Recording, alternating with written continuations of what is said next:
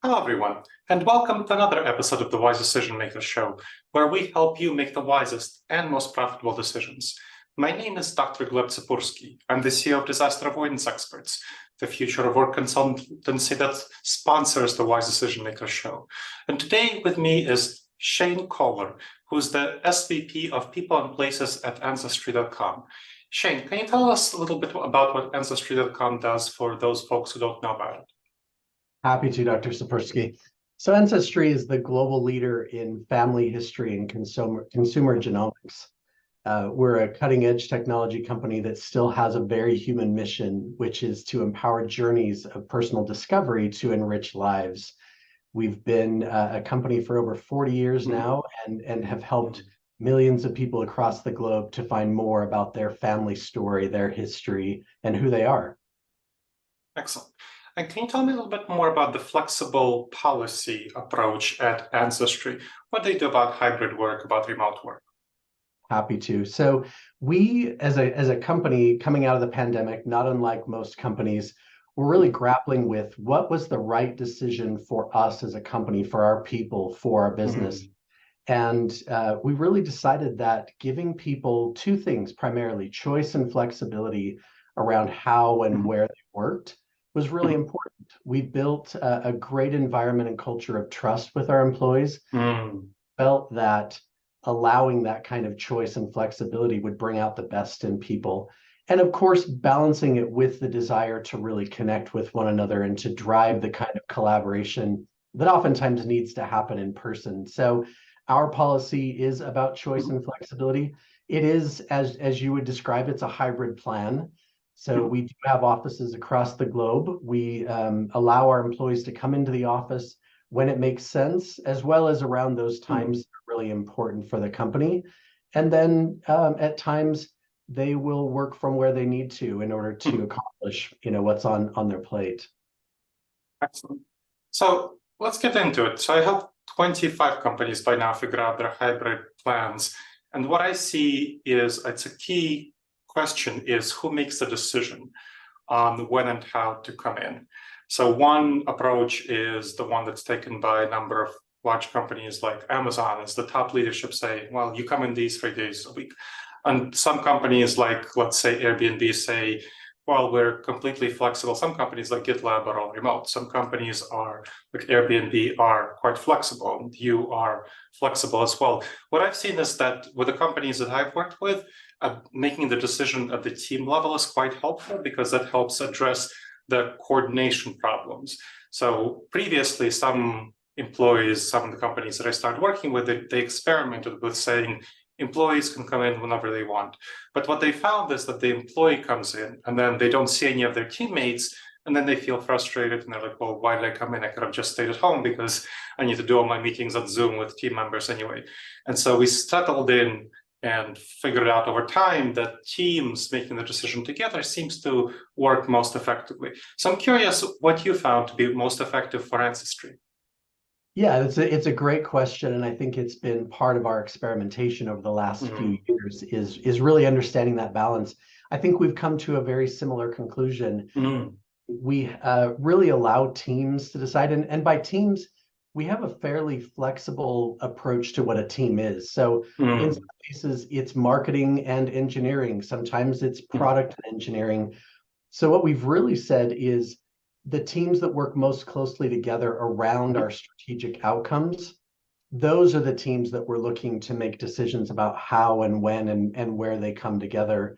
What we've done at the company level is we've provided the kinds of travel budgets to say, if we've got these cross-functional teams that need to be together at certain points in the year to drive, whether it's strategic planning, whether it's execution against the roadmap, we really allow that decision in most cases to be made by those teams, how they're defined. And then the way our senior leadership looks at it is that we're here as support.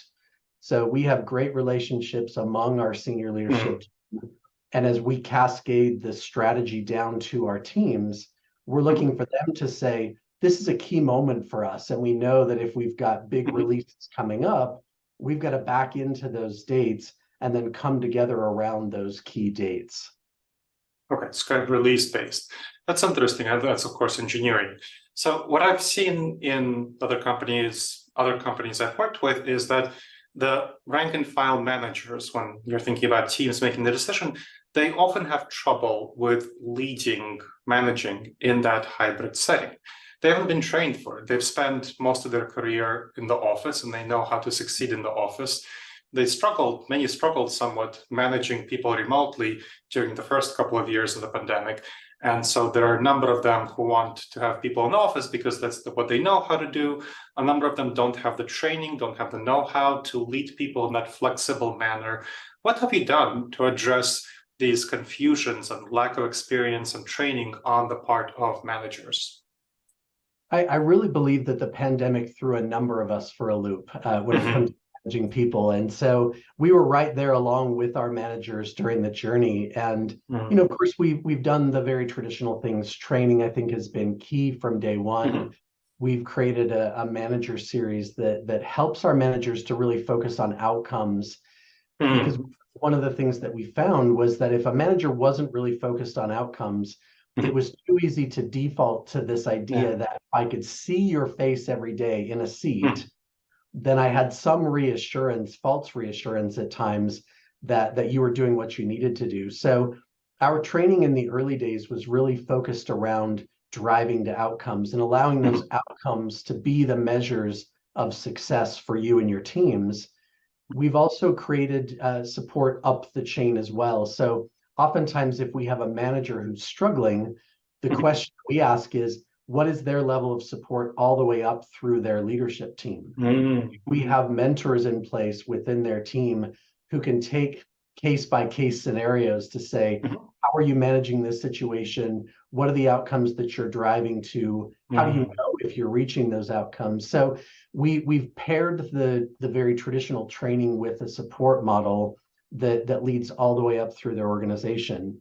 We've also created some new rhythms in our business, specifically forums where we get different populations of leaders together to discuss things like this. We found that oftentimes just creating a meaningful dialogue was a way to dispel myths.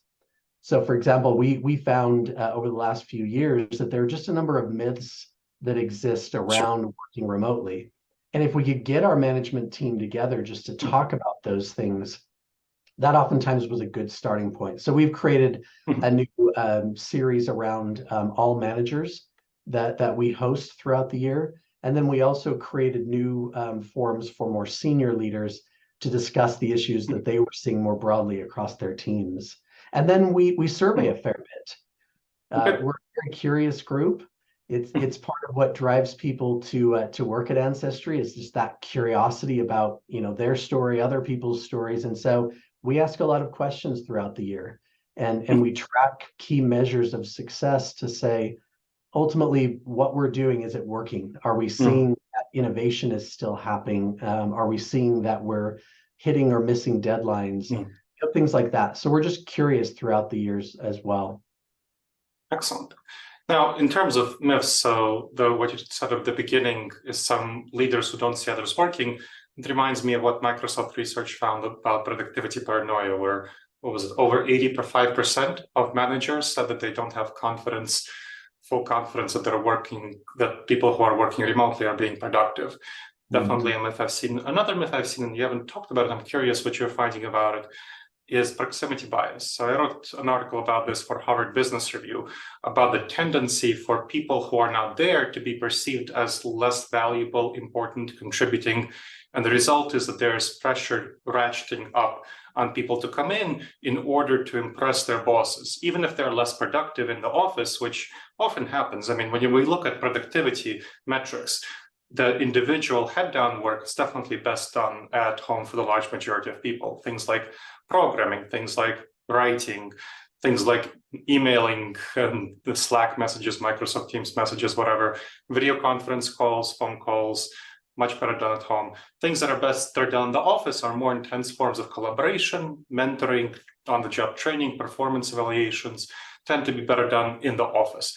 But the things that are better done at home, even though people spend that time at home, there's maybe 80 to 90% of their work are those more individual tasks. You still get into that proximity bias where the leader doesn't see this person and therefore they ignore them. And we have evidence I cited in my Harvard Business Review article that something like 45% of managers acknowledge undercounting people who are working remotely more of the time. So I'm curious what you're doing specifically to address that proximity bias myth and the reality of it, that some managers do have that attitude. Yeah, you're right. It is a reality. I would say a couple of things at Ancestry. From the beginning of us designing this flexible program, we had a high degree of buy-in, even from managers who had historically been very office-based, very traditional office-based managers. There was, we found as we surveyed early on that over 94% of our people preferred the flexibility of a hybrid model. So we felt that we had strong buy-in from the get-go, but that certainly wasn't enough to take care of proximity bias. Yeah. One of the things that has been just a beautiful addition to my team and to the company, we brought on a head of diversity, equity, inclusion, and she herself is remote. And so from the beginning of our plan design, we built in things like proximity bias and other forms of bias into the plan. So as a design, how are we thinking about the support that we provide to managers who have distributed teams? Because that is the reality of most teams now, is that they're highly distributed. So we focused early days on really becoming aware of proximity bias. And then we provided very specific, in a lot of ways, very tactical tools, such as tips for holding your meetings. Are you aware when you get on a Zoom, for example, do you have a large group who are in an office together and then one person who's on Zoom? And helping our managers to be able to call that out from the get-go, and then very specific management tips around how you control for that. So creating time within every meeting to do a bit of a check-in around the table, creating specific moments where you're pausing, asking folks who are on Zoom on their own, their perspective, giving people time to process, to chime in. So from the beginning of our plan design, we've thought about proximity bias as one of the potential concerns. And as we looked at our guiding principles, that's something that has been very important for us. One of our guiding principles is that growth and promotion are based on contribution and impact. That has then driven OKRs, other things like that from the beginning, for us to really consciously be looking at, are we achieving the things that we said we would if we were controlling for proximity bias? And I'll be honest, there are still those managers, and there probably always will be, who would prefer to have their entire team in the office together. And for those managers, we have regular conversations. I have a great people partner team. They're sort of our internal consultants.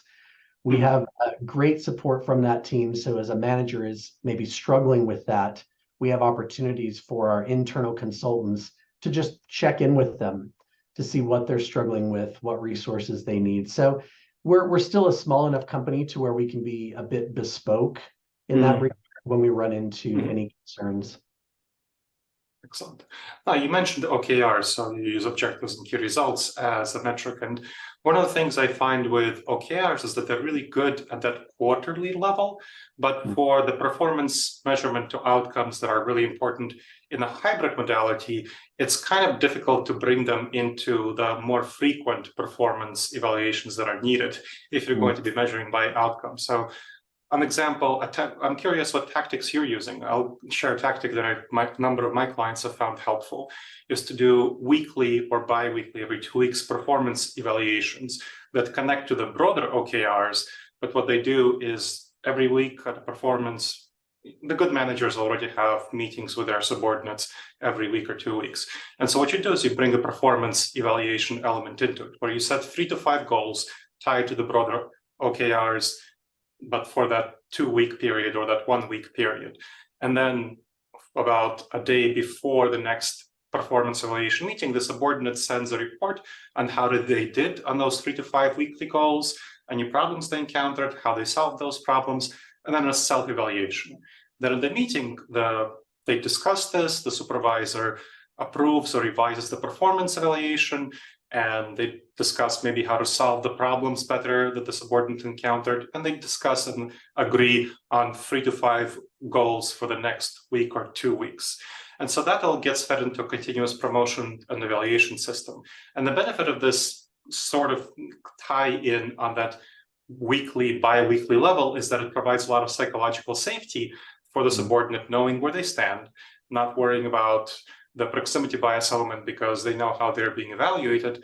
It helps build a better relationship between the manager and the supervisee, and it helps them know where everything is in comparison to other members of the team. So that's a really helpful tool as an example to actually drive to outcomes on that really practical week-by-week level. So I'm curious, how are you tying those broader OKRs? What are you doing to help managers manage to outcomes on a pragmatic weekly level rather than, let's say, quarterly level? It's a great question. And the way that I would say, I would describe it at Ancestry is that we have a relatively flexible approach. It tends to differ, or it tends to be customized based on the specific team. So engineering, oftentimes you've got your sprint cadence, you've got other daily check-ins and whatnot. And that's a bit easier for that team to really focus on what are the outcomes for that particular sprint. Outside of engineering and technical teams, we still have the notion of regular check-ins. And for some teams, that's happening briefly every day. Others, it's weekly. Others, it's less frequently. But what we've asked and the resources that we've provided to our managers around that is to really connect the broader, OKR level work that's happening to the individual tactics, the tasks that individual is working on. And you mentioned the notion of psychological safety. That's actually been a relatively large focus for us in this past year, because we recognize that one of the most important elements to a hybrid environment is a high level of trust. Yeah. And you don't build that trust unless you've got psychological safety as a foundation. So we've been putting a lot of effort into upskilling our managers around the more, what I would call relational side of check-ins. So we certainly ask them to check in on tasks, on OKRs, on the broader work, but we've also asked them to take time to really ask about how the employee is doing. Are they feeling like they're balancing work and home? Are there things that are happening, outside the work environment that the manager should be aware of within the bounds of appropriateness, right? But to really make that conversation a bit more holistic. And as they do that, and then as we bring teams together in the what we call the moments that matter, then we found that level of psychological safety is increasing. It's something that we also measure on a quarterly basis with our engagement surveys. So we're looking to surround that relationship a bit more holistically. So performance is absolutely a key part of that, but as is the relationship. So that when they do come together, they feel like they're not always trying to catch up or start from scratch. Excellent. Well, this has been really helpful. As we finish up, what do you think will be the future of flexible work at Ancestry.com? I love that question. It feels as though we're in a constant experiment. I think over the years we've looked at the benefits of having that degree of flexibility, but also moments of connection. So if I were to speculate on the future, I would say that it's more flexibility, it's more connection. It's a really good balance between allowing people the choice and flexibility, but recognizing the relationship that we're trying to create and driving connection, collaboration in person when it matters and on a regular enough basis that people feel like we haven't lost the magic that is a part of our culture. So I would say more of what we're doing now and more moments to really connect around the things that matter. Excellent. Thank you, Shane. Really appreciate you sharing your expertise. Very helpful. Absolutely. And thank you for taking the time as well, Dr. Tsipursky. And thank you to the audience for checking out another episode of the Wise Decision Maker Show. Please make sure to subscribe wherever you checked out the show and leave a review. It really helps others discover the show and it helps us improve the show. All right, everyone. I look forward to seeing you in the next episode of the Wise Decision Maker Show. In the meantime, the wisest and most profitable decisions to you, my friends.